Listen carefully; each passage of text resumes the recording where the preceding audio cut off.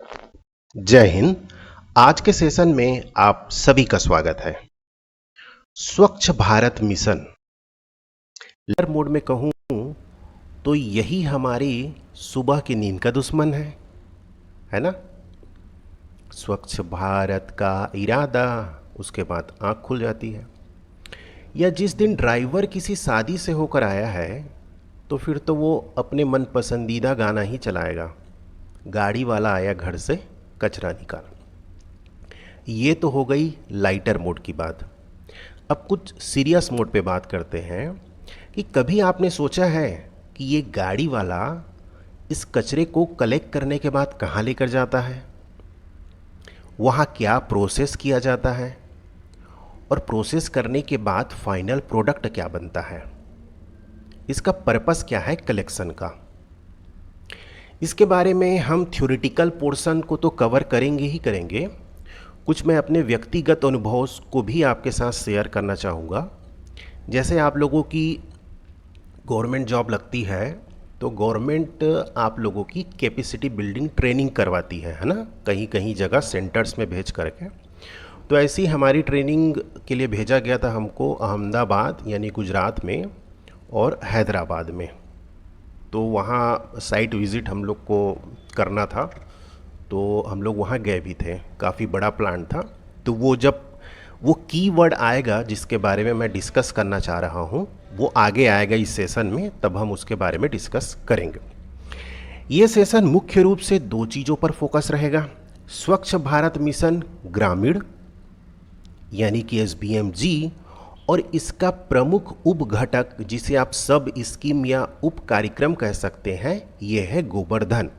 वैसे तो इसके ढेरों कुछ ना कुछ कार्यक्रम होते रहते हैं साल भर में, है ना।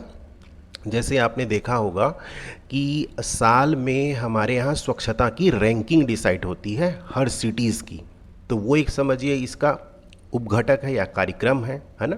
फिर बहुत सारे जागरूकताएं अभियान चलाए जाते हैं। जब भी 2 अक्टूबर आता है गांधी जयंती के बाद, तो स्वच्छता पखवाड़ा आयोजित किया जाता है, स्वच्छता ही सेवा नाम से कार्यक्रम आयोजित किए जाते हैं। तो ये तो हो गए कुछ कार्यक्रम जो स्पेसिफिक पीरियड के लिए लॉन्च किए जाते हैं। लेकिन गोवर्धन एक स्पेसिफिक क्या है, एक समझिए कि योजना ही है इसके अंतर्गत। जैसे आपने NRLM के अंतर्गत कम से कम 5 उपघटक के बारे में पढ़ा होगा, है ना। नहीं तो हम उसको कल कवर करेंगे। वैसे ही इसका एक मुख्य घटक है। तो पहला क्वेश्चन तो आपसे यही बनाया जा सकता है कि स्वच्छ भारत मिशन ग्रामीण का निम्नलिखित में से कौन सा उपघटक है या उप योजना है। तो आपको सही टिक करना है गोवर्धन में। चलिए अब हम इस सेशन की शुरुआत करते हैं SBM ग्रामीण के साथ। देखिए, जब यह योजना लॉन्च होती है उसके पहले ग्रामीण क्षेत्रों में स्वच्छता के लिए जो कार्यक्रम आयोजित किया जा रहा था उसका नाम था निर्मल भारत अभियान। हमें इसके हिस्ट्री में जाने की ज़रूरत नहीं है। इस पर हमारा जो सिलेबस क्या कहता है कि हमें स्वच्छ भारत मिशन ग्रामीण के बारे में पढ़ना है, तो हम इसी पे ही फोकस्ड रहेंगे। ठीक है। शुरुआत होती है 2 अक्टूबर 2014 को। कुछ फैक्चुअल चीज़ें हैं, आप सभी ने इसके बारे में पढ़ा होगा। देखिए, जब यह योजना लॉन्च की जाती है उस समय इस मंत्रालय को पेयजल एवं स्वच्छता मंत्रालय के नाम से जाना जाता था। फिर गवर्नमेंट ने इसका नाम चेंज किया और बहुत सारे मंत्रालयों को मिला करके, विभागों को मिला करके इसका नाम क्या कर दिया गया, जल शक्ति मंत्रालय। तो वर्तमान में पूछा जाएगा तो जल शक्ति मंत्रालय के द्वारा यह क्या किया जाता है, क्रियान्वित किया जाता है। अब यह एक्चुअल में 2 चरणों पे आधारित है, लेकिन हम इसका स्पेसिफिक एक क्या करते हैं, उद्देश्यों को पढ़ेंगे, लेकिन एक कलेक्टिव उद्देश्य को पहले पढ़ लेते हैं।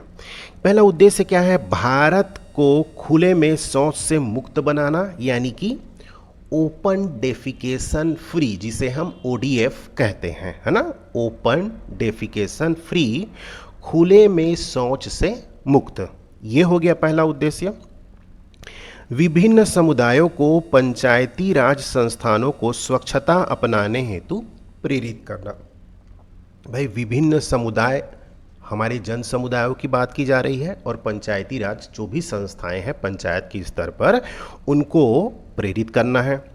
ग्रामीण क्षेत्रों में पूर्ण स्वच्छता के लिए वैज्ञानिक विधि से ठोस एवं द्रव अपशिष्ट प्रबंधन प्रणाली विकसित करना। अब ये जो ठोस और ये द्रव अपशिष्ट प्रबंधन प्रणाली है, इसके बारे में मैं आपको वही कुछ अनुभव बताऊंगा। इसके बारे में वहाँ प्लांट में एक्चुअल में होता क्या है उसको हम थोड़ा सा समझेंगे। तो ये तो हो गए इसके प्रमुख उद्देश्य को आपको याद रखना है। ये विशेषता के संदर्भ में आपसे क्वेश्चन पूछा जा सकता है। देखिए, स्वच्छ भारत मिशन ग्रामीण 2 चरणों पर क्रियान्वित की जा रही है। अभी लेटेस्ट में एक चरण कंप्लीट हो चुका है, जो कि इसकी समयावधि थी वर्ष 2014 से लेकर 2019 तक, है ना। इसमें जो भी टारगेट रखे गए थे उसमें क्या अचीव हुआ, क्या काम किए गए, वो हम देखेंगे। दूसरा जो चरण है, इसके बाद 2025-26 तक दूसरा चरण अभी चल रहा है, समझिए, है ना। या खत्म हो चुका समझिए कि 2025-26 अभी फाइनेंशियल ईयर है, तो 24-25 तक था, ये हम इसको मान के चलते हैं। देखिए, समयावधि जब चरण 1 की थी वर्ष 2014-2019।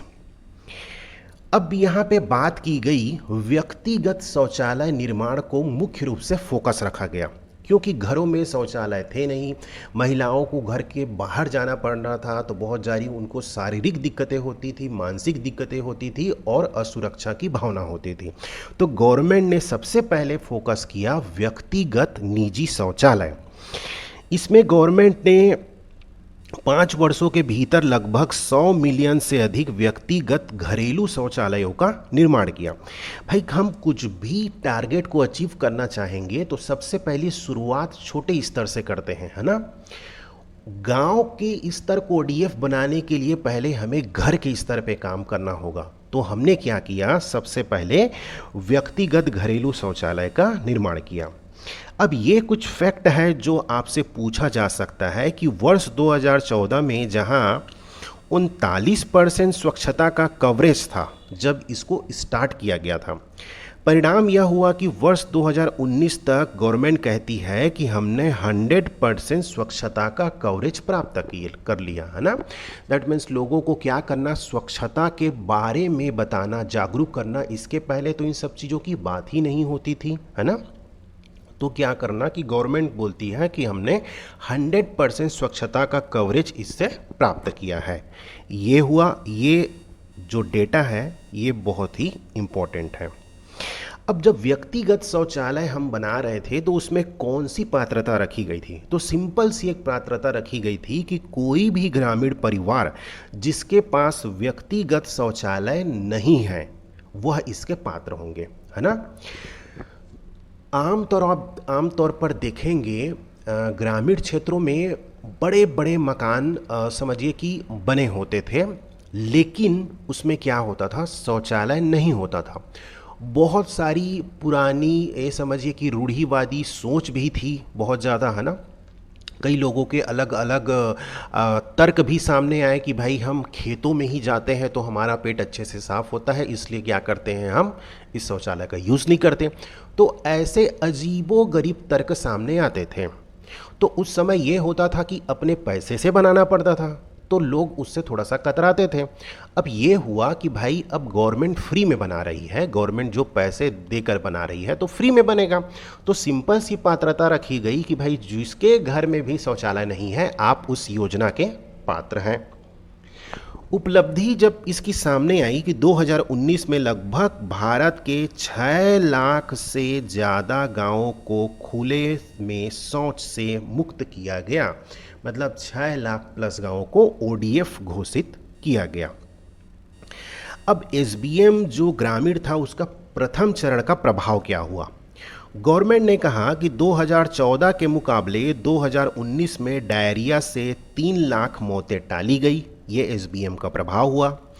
पोषण और उत्पादकता में सुधार हुआ, महिला सुरक्षा और सम्मान की अभिव्यक्ति हुई। ODF गांव में भी भूजल प्रदूषण की संभावना कम हुई। तो ये कुछ प्रथम चरण के प्रभाव थे, परिणाम थे। और पर व्यक्तिगत शौचालय के लिए कितनी रुपए की इसमें प्रावधान किया गया था, तो लगभग 12,000 रुपये खैर ये तो आपने PYQ में कवर कर ही लिया होगा, ठीक है। अब हम इसके दूसरे चरण की ओर बढ़ते हैं। ये है दूसरा चरण आया 2020-21 से 2025-26, सॉरी मैंने 24-25 बोल दिया था, तो 25-26 दैट मीन्स अभी यह रनिंग में है। यदि आपसे पूछा जाए कि अभी कौन सा चरण चल रहा है, तो हमारा दूसरा चरण चल रहा है। अब देखिए, पहले चरण में जो हमने अचीव किया था उसको क्या करना था, इसमें उसको स्थिति को बनाए रखना था, मतलब उससे हमें नेगेटिव साइड में नहीं बढ़ना था, प्लस साइड में ही बढ़ना था। तो गवर्नमेंट ने इसमें उद्देश्य निर्धारित किया कि गांव को जो खुले में शौच से मुक्त है उनकी स्थिति को बनाए रखना है, वो फिर पुराने अपने जोन में ना जा पाए, मतलब ODF की स्थिति बनाए रखनी है।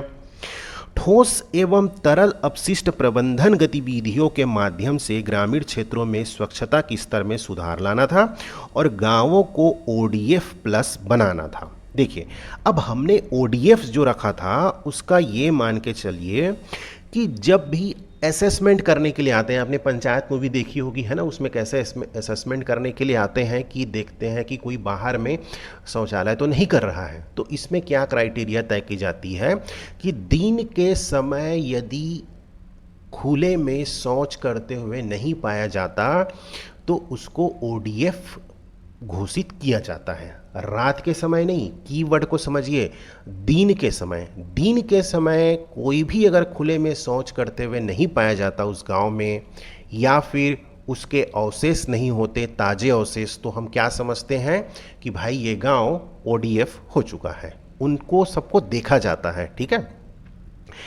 अब ODF प्लस बनाना है, तो हमने जो ODF की स्थिति प्राप्त की है उसमें कुछ और चीज़ों को ऐड कर दिया गया। क्या ऐड किया गया कि पहला तो आपको ODF की स्थिरता को प्राप्त करना है, मतलब वो बना रहना चाहिए।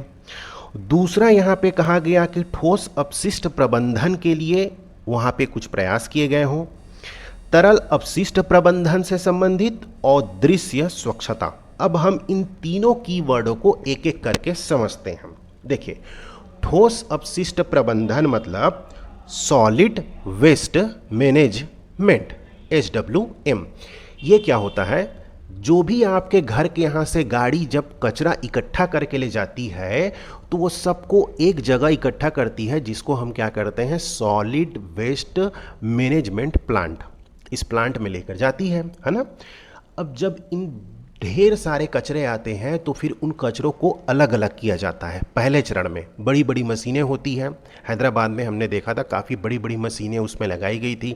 यदि आप रायपुर के निवासी होंगे तो आप देखिएगा सकरी गांव में वहाँ पे प्लांट लगाया गया है, कभी जाके आप घूम के आ सकते हैं, ठीक है। तो वहाँ बड़े जो मशीनें होती है वो क्या करती है, कचरे को सेग्रीगेट करती है, बड़े बड़े पॉलीथीन को अलग करेगी, उसमें कुछ पत्थर वत्थर होंगे वो सब नीचे बैठ जाएंगे, प्लास्टिक होंगे उनको अलग किया जाएगा। उसके बाद जो ये समझिए कि बायोडिग्रेडेबल, जो इनका डिग्रेड किया जा सकता है ना, जैविक अपघटन या निम्नीकृत जिसका हो सकता है, उनको हम क्या करते हैं, अलग कर देते हैं। अब इन कचरों को अलग करने के बाद अब क्या करते हैं भाई, प्लास्टिक को तो अब रिसाइकल कर सकते हैं, तो वो रिसाइकल वाले में चला जाएगा, है ना। जो भी पत्थर वत्थर सॉलिड रहेगा, कुछ भी मटेरियल जैसे प्लास्टिक, कांच वगैरह, ये सब इनको अलग किया जाएगा। मेडिकल की चीज़ों को अलग किया जाएगा, उनको क्या कर दिया जाएगा, बंद कर दिया जाएगा, जला दिया जाता है। सबके निपटान की अलग अलग व्यवस्था होती है। उसके बाद जो बायोडिग्रेडेबल होते हैं ना, जैव निम्नीकृत जो पदार्थ होते हैं, जो क्या होते हैं, समय के साथ खाद में परिवर्तित हो जाते हैं, तो उनको एक जगह क्या कर दिया जाता है, डंप कर दिया जाता है ना। डंप करने के बाद धीरे धीरे कुछ महीनों के बाद जो निम्नीकृत होते हैं तो उनके माध्यम से फिर खाद का निर्माण किया जाता है। तो देखिए, अब इस खाद को आप क्या कर रहे हैं, मार्केट में बेच भी सकते हैं। तो आपने क्या किया, जो कचरे से आपने उसको खाद में परिवर्तित कर दिया, और वहाँ पे बहुत सारे और अलग अलग काम किए जाते हैं ताकि आप उस कचरे का यूटिलाइज कर सकें, कैसे उसका निपटान किया जा सके। तो अब आपने कॉन्सेप्ट समझा कि आपके कचरे का क्या किया जाता है। ये तो पहला हुआ। तरल अपशिष्ट प्रबंधन का मतलब है कि जो हमारे घरों की नालियाँ निकलती है, जो किचन से पानी आता है, जो हम नहाते हैं, या पूरे शहर का पानी को एक सीवेज ट्रीटमेंट प्लांट में लेकर जाया जाता है ना। अब सीवेज ट्रीटमेंट प्लांट में फिर अलग अलग की प्रक्रियाएं की जाती है और अलग अलग प्रोसेस के द्वारा फिर उस पानी को ट्रीट किया जाता है ना। ट्रीट करने के बाद यदि आप उसको उपयोग कर सकते हैं, किसके लिए? सड़क को धोने के लिए। हमने देखा हैदराबाद में उस पानी को क्या करते थे, वो सड़क की धुलाई के लिए या पौधों में पानी डालने के लिए, शहर के जितने भी गार्डन हैं, डिवाइडर हैं, उसको धोने के लिए, यूज़ करने के लिए। आपने साफ पानी को नहीं वेस्ट किया, आपने किस पानी को वेस्ट किया? जो ऑलरेडी ख़राब था उसको अच्छा करके आप उसको क्या कर रहे हैं, आप यूज़ कर रहे हैं। दूसरा, जब ये पानी सीधे नदियों में जाता था तो नदी के वातावरण को, उसकी क्वालिटी को क्या करते थे, खराब करते थे। तो अब प्लांट में आप ट्रीट करने के बाद उस पानी को नदी में छोड़ते हैं तो जो जलीय जीव है वो भी, उनको क्या होता है, नुकसान नहीं होता है। तो ये हुआ आपका लिक्विड यानी कि तरल अपशिष्ट प्रबंधन, ये आपने समझा। तीसरा कीवर्ड है दृश्य स्वच्छता, यानी कि जब भी हम किसी जगह पर पानी भरा हुआ देखेंगे, खराब पानी या कचरा को देखते हैं, तो ये वाली स्थिति नहीं होनी चाहिए, मतलब कूड़े के ढेर नहीं लगे होने चाहिए। ऐसी स्थिति हमें प्राप्त करना है और इन चारों पॉइंट को जब कोई प्राप्त कर लेगा तो हमने क्या कहा, वह ODF प्लस हो जाएगा। ठीक है, ये कीवर्ड को आपने बहुत अच्छे से समझा। यदि आपसे पूछा जाए कि द्वितीय चरण में कौन से ODF प्लस के लिए प्रमुख घटक है या अवयव है, तो ये चारों को आपको याद रखना है। ठीक है, ODF प्लस की प्रगति के लिए किसी भी गांव को इन्होंने कम से कम 3 सेगमेंट में रखा है ना। जैसे पहले गांव हो जाएंगे आकांक्षी गांव। ये आकांक्षी गांव क्या होंगे? वह गांव जो ODF की स्थिति बनाए रखता है और उसके पास कम से कम ठोस अपशिष्ट प्रबंधन, या बोल रहा है और नहीं बोल रहा है, कीवर्ड को ध्यान रखिएगा, तरल अपशिष्ट प्रबंधन की व्यवस्था है। या तो ठोस अपशिष्ट प्रबंधन हो या तरल अपशिष्ट प्रबंधन हो, दोनों में से कोई भी एक व्यवस्था है तो वह गांव ODF प्लस के तहत कौन सा गांव कहलाएगा? आकांक्षी गांव कहलाएगा। ये हुआ। फिर दूसरा कैटेगरी है उन्नति। वह गांव जो अपनी ODF की स्थिति बनाए रखता है और वह ठोस अपशिष्ट प्रबंधन और तरल अपशिष्ट प्रबंधन, उसके यहाँ दोनों की व्यवस्था है। पहले में क्या थी, केवल एक की व्यवस्था थी। इसमें वर्ड है या, इसमें वर्ड है और, मतलब यहाँ दोनों की व्यवस्था होनी चाहिए। तो वह गांव क्या कहला जाएगा? उन्नति की कैटेगरी में आएगा। ठीक है, फिर आता है मॉडल गांव। मॉडल गांव क्या होता है? वह गांव जो अपनी ODF की स्थिति को तो बनाए रखा है, जिसमें ठोस एवं तरल अपशिष्ट प्रबंधन दोनों की व्यवस्था है, तो वह उन्नति के हिसाब से हो गया। लेकिन दोस्तों, हमने देखा था ODF प्लस के लिए 4 घटक थे। दृश्य स्वच्छता, मॉडल गांव में दृश्य स्वच्छता का भी पालन किया जाएगा, है ना। अर्थात न्यूनतम कूड़ा कचरा हो, न्यूनतम स्थिर अपशिष्ट जल हो, सार्वजनिक स्थानों पर प्लास्टिक अपशिष्ट का कोई ढेर नहीं होना चाहिए और खुले में शौच से मुक्ति का संदेश लगा जाए। जैसे आपने देखा होगा बैनर पोस्टर जो लगे रहते हैं, इनको क्या बोलते हैं? IEC संदेश, यानी कि इंफॉर्मेशन, आप सूचना दीजिए। एजुकेशन, उन्हें शिक्षित कीजिए। कम्युनिकेशन मतलब संपर्क करिए, संपर्क। ये तीनों चीज़ें क्या होनी चाहिए? वहाँ पे उनके बोर्ड लगे होने चाहिए। तो ये गांव कहलाएगा मॉडल गांव, उसकी प्रगति की श्रेणी में। तो 3 टाइप के गांव हमने देखे ODF प्लस की प्रगति में। पहला आकांक्षी गांव, दूसरा उन्नति गांव और तीसरा मॉडल गांव। तीनों के अलग अलग क्राइटेरिया हैं। जो भी उस क्राइटेरिया को कंप्लीट करेगा वह उस कैटेगरी में आ जाएगा। अब हम देखते हैं स्वच्छ भारत मिशन का एक प्रमुख घटक है गोबर धन। है ना। इसकी शुरुआत कब हुई, इसमें क्या क्या होता है, ये बहुत ही इम्पॉर्टेंट है। अगर स्वच्छता से संबंधित कोई की बढ़ा सकता है तो ये आ सकता है। देखिए 2017 में जब आपका एग्ज़ाम हुआ था तो उसमें ये लॉन्च ही नहीं हुआ था, क्योंकि ये 2018 में लॉन्च हुआ और स्पेसिफिक आपके यहाँ मेंशन कर दिया गया है स्वच्छ भारत मिशन ग्रामीण। तो हमें ये पढ़ना बहुत ही ज़रूरी है। गोबर से मुझे गोबर की याद आ जाती है। अब ये गोबर कौन था, मैं आपको एक छोटी सी स्टोरी के फॉर्म में बताता हूँ।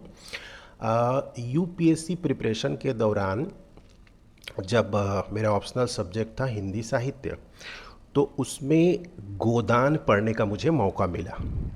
गोदान मुंशी प्रेमचंद जी का एक फेमस उपन्यास है, नॉवेल है ना। तो उसमें एक पात्र था गोबर। गोबर क्या था, गांव में बहुत गोलू टाइप का बच्चा था, युवा तो था, है ना, बहुत शर्मीला, थोड़ा सा गोलू टाइप का था। तो बच्चे उस मतलब गांव वाले उसे एज ए गोबर ही ट्रीट करते थे, क्योंकि नाम ही उसका गोबर था। अब गोबर को एक झुनिया नाम की लड़की से प्यार हो जाता है और फिर उसके बाद वो दोनों पहले गोबर जाता है शहर। उसके बाद जब गोबर क्या करता है, वहाँ बहुत सारे पैसे कमा लेता है। गांव में तो बहुत गरीब रहता है, फिर अनैतिक तरीके से वह शहर में जा कर के पैसे कमाता है। तो जो लोग पहले गोबर को गोबर ही ट्रीट करते थे, जब वो शहर से गांव आता है तो गोबर अब गोबर भैया हो जाता है ना। मतलब गोबर अब गोबर धन हो चुका रहता है। तो ये वर्ड आया तो मैं सोचा आपके साथ भी शेयर करूं। तो यही है गोबर धन, हमें गोबर से गोबर धन तक के प्रोसेस को अपनाना है, ठीक है। अब ये गोबर का फुल फॉर्म भी है। गोबर का फुल फॉर्म ये है कि galvanising organic bio agro resources धन। मतलब बायो एग्रो फॉर्म को हमें क्या करना है, एक रिसोर्स में कन्वर्ट करना है और उसे धन बनाना है। ये धन कैसे बनाएंगे, ये हम इसे देखते हैं। देखिए, यह स्वच्छ भारत मिशन ग्रामीण के तहत ठोस एवं अपशिष्ट प्रबंधन घटक के एक भाग के रूप में गोबर धन की शुरुआत की गई है ना। तो स्वच्छ भारत मिशन का एक प्रमुख घटक है ये आपको याद रखना है। शुरुआत हुई वर्ष 2018 में और मंत्रालय है जल शक्ति मंत्रालय, क्योंकि एसबीएम का घटक है तो जल शक्ति मंत्रालय ही इसके अंतर्गत होगा। अब इसमें उद्देश्य क्या रखा गया, देखिए कुछ शब्दों में मैं आपसे कहूं कि कुल मिला के अपशिष्टों के माध्यम से हमें उसको एक रिसोर्स में कन्वर्ट करना है। जैसे हमने भी देखा ना, मैंने आपको बताया कि प्लांट में क्या होता था, कचरे से हम एक फाइनल प्रोडक्ट तैयार करते थे, उस फाइनल प्रोडक्ट को हम मार्केट में बेचते थे। तो हमने कचरे से क्या बनाया, धन बना लिया। वेस्ट टू वेल्थ थ्योरी, जिसे हम क्या कहते हैं, वेस्ट टू वेल्थ, कचरे से धन में परिवर्तन की प्रक्रिया। तो ये है इसका मुख्य उद्देश्य। तो इसमें क्या क्या किया जाएगा, कुछ हम इसके उद्देश्यों को पढ़ते हैं। गांव में जो मवेशी अपशिष्ट होते हैं, जैसे गोबर, कृषि अपशिष्ट हो गया यानी कि एग्रो जो अपशिष्ट है वो, है ना, जैविक अपशिष्ट, ये सभी का क्या करना है, हमें प्रभावी रूप से प्रबंधन करना है, ताकि इनको सिर्फ अपशिष्ट ना देखा जाए, इनसे हम कुछ फाइनल प्रोडक्ट भी तैयार कर सकें, ठीक है। जैविक अपशिष्ट यानी कि विशेष रूप से जो गोबर है, उनसे हमको क्या बनाना है, खाद बनाना है और ऊर्जा उत्पन्न करके धन में परिवर्तित करने में सहायता करना है। ये एक इसका उद्देश्य हुआ। हमें बायोगैस संयंत्रों की स्थापना करनी है, उसका संचालन करना है, उसका प्रबंधन करना है और जो उद्यम है, उद्यमी हैं, एसएचजी हैं और युवा समूहों को शामिल करके ग्रामीण उद्यमिता को क्या करना है, बढ़ावा देना है। जैसे अब इसी से मैं कनेक्ट करूं तो मैंने जितने भी आपको जो प्रधानमंत्री कौशल विकास योजना के बारे में बताया, जितने भी ग्रामीण क्षेत्र में जो कौशल के ट्रेनिंग दी जाती है, उसमें हमने पढ़ा था स्टेप बाय स्टेप वो हर योजनाओं को उनके साथ मर्ज करते जाते थे, है ना, मतलब उसके साथ मिलाते थे। तो हमने एक पढ़ा था स्वच्छ भारत मिशन, डिजिटल भारत, इन सब को उसका हिस्सा बनाया गया था। तो अब ये समझिए कि वो हिस्सा कैसे बनाया जा रहा था, इसके माध्यम से वह हिस्सा बनाया जा रहा था। इसमें उनको ट्रेनिंग दी जाएगी, कोई हो सकता है कि प्लांट की स्थापना करने की किसी को ट्रेनिंग मिले, है ना, कोई खाद बनाने की किसी को ट्रेनिंग मिले। तो इससे क्या करेंगे, वो अपना आय बढ़ा सकते हैं। तो ये हमने समझा उद्देश्य के बारे में। अब इसमें पात्र कौन कौन होंगे, देखिए इसमें 4 अलग अलग प्रकार के मॉडल हैं। पहला मॉडल है व्यक्तिगत परिवार मॉडल। इसके अंतर्गत क्या किया जाएगा, ग्राम पंचायतों द्वारा पहचाने गए व्यक्तिगत परिवार इसमें शामिल होंगे, एक हो गया। फिर क्लस्टर मॉडल के अंतर्गत, क्लस्टर मतलब कि एक बंच बनाना है ना, जिसमें किन में क्लस्टर बनाना है, जैसे सहकारी समितियां हो गई, दुग्ध संघ हो गए, किसान उत्पादक संगठन यानी एफपीओ हो गए, है ना, एसएचजी हो गए, डीवाईएनआरएलएम के तहत विकसित जो सीबीओ हैं, निजी उद्यमी हैं आदि के सहयोग से हमें क्या करना है, ग्राम पंचायतों द्वारा पहचाने गए परिवारों के क्लस्टर तैयार करना है। इन परिवारों में कम से कम 3 से 4 मवेशी होने चाहिए। तो ये क्या हो जाएंगे, क्लस्टर मॉडल हो जाएंगे। फिर आता है सामुदायिक मॉडल, जिसमें ग्राम पंचायतों द्वारा पहचाने गए परिवार सामुदायिक मॉडल के तहत, मतलब ऐसे कुछ परिवार जो कि 3-4 परिवार को मिला करके क्या करेंगे, हम एक यूनिट बना देंगे, है ना। जैसे सामुदायिक मॉडल का मैं मतलब एक दूसरा एग्जांपल से आपको समझाने की कोशिश करता हूँ।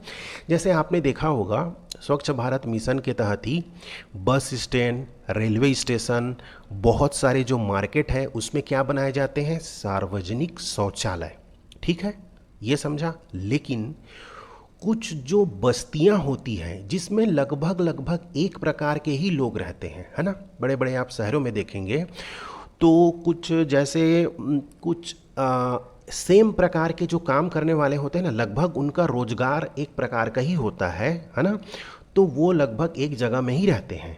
तो उनके लिए क्या करते हैं, हम सामुदायिक शौचालय बनाते हैं। ये सार्वजनिक नहीं होगा, कीवर्ड को समझिए आप। वहाँ उनके लिए हम क्या कर रहे हैं, सामुदायिक शौचालय बना रहे हैं। मतलब वहाँ पे हम मान लीजिए उनके पास ज़मीन की कमी है तो हम व्यक्तिगत टॉयलेट ना बना करके एक क्या करेंगे, सामुदायिक शौचालय बना देंगे, जिसमें पूरे बस्ती के लोग उस सामुदायिक शौचालय का उपयोग कर लेंगे, ठीक है। ये कुछ स्लम एरिया में ऐसे हम क्या करते हैं, सामुदायिक शौचालय बनाते हैं। स्लम एरिया में भी नहीं तो कुछ अच्छे स्थानों पर भी हम सामुदायिक शौचालय बनाते हैं। तो यही है समुदाय आधारित। तो वैसे ही क्या करना है, ग्राम पंचायत ऐसे परिवारों को पहचान करेगी जिनके लगभग आसपास में होते होंगे, कुछ उनकी विचारधाराएं मिलती होंगी, है ना, तो उन समुदायों को एक कर दिया जाएगा, ठीक है। फिर वाणिज्यिक मॉडल के अंतर्गत इसमें उद्यमी, सहकारी समितियां, गौशालाएं, डेयरियां आदि बड़े बायोगैस, संपीड़ित बायोगैस संयंत्र स्थापित करने के लिए पात्र हैं।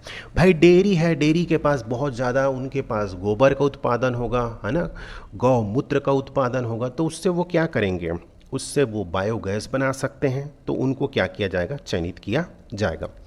अच्छा, जिन गांवों में मवेशियों की संख्या अधिक है उनको पहले प्राथमिकता दी जाएगी। ऑब्वियस सी बात है भाई, यहाँ तो सबसे ज़्यादा इनका यूटिलाइज होगा ना, इस योजना का सबसे ज़्यादा यही काम रहेगा, है ना।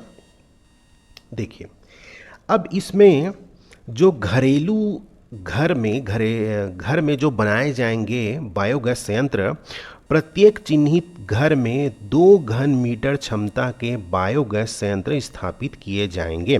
बाकी की कैपेसिटी अलग अलग होगी, लेकिन एक व्यक्तिगत घर में अगर बायोगैस संयंत्र स्थापित करना है तो कम से कम चिन्हित घर में कुछ उतनी जगह तो होनी चाहिए कम से कम। तो 2 घन मीटर का क्या होगा, हमें स्थान चाहिए होगा उसके लिए। फिर इसमें वित्तीय सहायता जो प्रदान की जाती है, खैर आपको डेटा बहुत ज़्यादा याद नहीं रखना है, फिर भी हम एक थोड़ा सा एक बार इसका ओवरव्यू ले लेते हैं।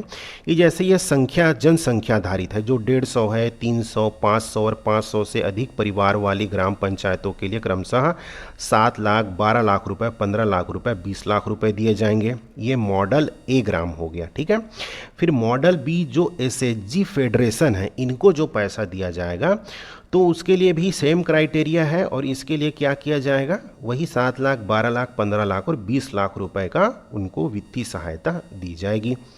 फिर हम आगे बढ़ते हैं। फिर बल्क वेस्ट जनरेटर, मतलब जिनके यहाँ क्या होगा, बहुत ज़्यादा वो क्या करते हैं, उत्सर्जन होता है उनके यहाँ, जो जनरेट करते हैं वेस्ट, मतलब कचरा जनरेट करते हैं, या फिर जो उद्यमी हैं उनको किस प्रकार की वित्तीय सहायता दी जाएगी, तो ऐसे लोगों को भी क्या की जाएगी, 7 लाख, 12 लाख और 15 लाख रुपए से 20 लाख रुपए की वित्तीय सहायता दी जाएगी। मॉडल डी इसके लिए कोई भी पात्र उद्यम नहीं है, इसका कोई प्रोत्साहन की राशि इनके अंतर्गत नहीं है। खैर ये डेटा को छोड़ करके आपको कम से कम उद्देश्य और पात्रता आपको याद रखनी है, या गोबर धन का कम से कम उद्देश्य याद रख लेंगे, यह कौन से घटक के अंतर्गत आता है। जैसे हमने देखा कि गोबर धन स्वच्छ भारत मिशन ग्रामीण के अंतर्गत एक प्रमुख घटक है। तो ये पॉइंट स्टेटमेंट वाले में, जिसे आप कुट करते हैं, कुट आधारित प्रश्नों में आपको इसमें फंसाया जा सकता है या दिया जा सकता है। ठीक है, तो इस प्रकार आज हमने देखा स्वच्छ भारत मिशन और गोबर धन के बारे में, जो कि बहुत ही इंपॉर्टेंट है आपके एग्जाम के पॉइंट ऑफ व्यू से। कल एक फाइनल हम लेक्चर लेके आएंगे आजीविका से संबंधित, उसमें कुछ हम स्ट्रक्चर जो है कैसे उनका संचालन किया जाता है बहुत डिटेल में एक फ्लो चार्ट के माध्यम से डिस्कस करेंगे, और उसके जो 5 प्रकार के उप घटक यानी कि सब स्कीम यानी कि उप कार्यक्रम के बारे में डिटेल में डिस्कस करेंगे।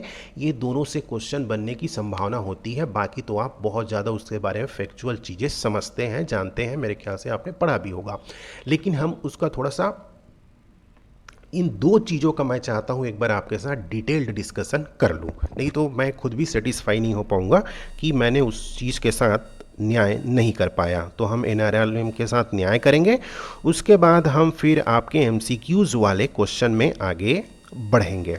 तो thank you so much, I hope आपने इन्जॉय किया होगा, काफ़ी नॉलेज आपको इस चैप्टर के माध्यम से, इस सेशन के माध्यम से मिली होगी। तो बस आप रिवीजन करते रहिए। जय हिंद।